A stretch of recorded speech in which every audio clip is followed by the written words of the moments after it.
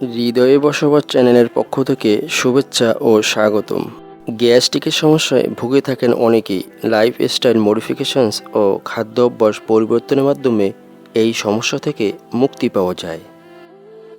বন্ধুরা, আজকে আমরা জানব গ্যাস্ট্রিক থেকে মুক্তি পাওয়ার ঘরোয়া উপায়সমূহ নিয়ে।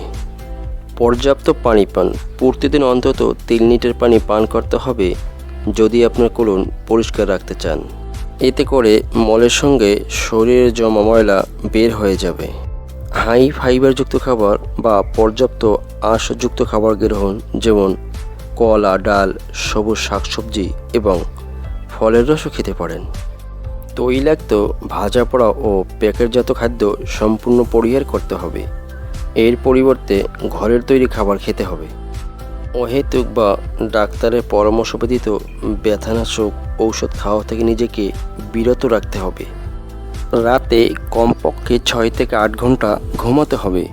ঘুম আপনার হজম শক্তি বাড়াতে সহায়তা করে। কিছু খেলে খুব দ্রুত খাবেন না, একটু সময় নিয়ে খাবার খাওয়ার চেষ্টা করুন। পর্যাপ্ত কায়িক শ্রম করতে হবে। কায়িক শ্রম আপনার প্রতিটি অঙ্গ প্রত্যঙ্গকে সচল রাখে। অতিরিক্ত ও অপ্রয়োজনীয় চিন্তা পরিহার করুন। এই সমস্যা থেকে বাঁচতে হলে অবশ্যই আপনাকে পেট ভরে খাবার খাওয়া থেকে বিরত থাকতে হবে, অর্থাৎ পেটের কিছু অংশ খালি রেখে খাবার খেতে হবে। খাবার গ্রহণের পূর্বে কিছু পানি খেয়ে নিতে পারেন। খাবার গ্রহণের পরে পর্যাপ্ত পানি খাওয়ার অভ্যাস বাদ দিতে হবে। খাবার গ্রহণের কমপক্ষে আধা ঘন্টা পরে আপনি পানি পান করতে পারেন। যে কোনো খাবার গ্রহণের পরে শুয়ে থাকা যাবে না। খাবার গ্রহণের পরে কিছুটা হাঁটাহাঁটি বা হালকা কায়িক শ্রম করতে হবে। এতে করে আপনার হজম প্রক্রিয়া অতি সহজে হবে।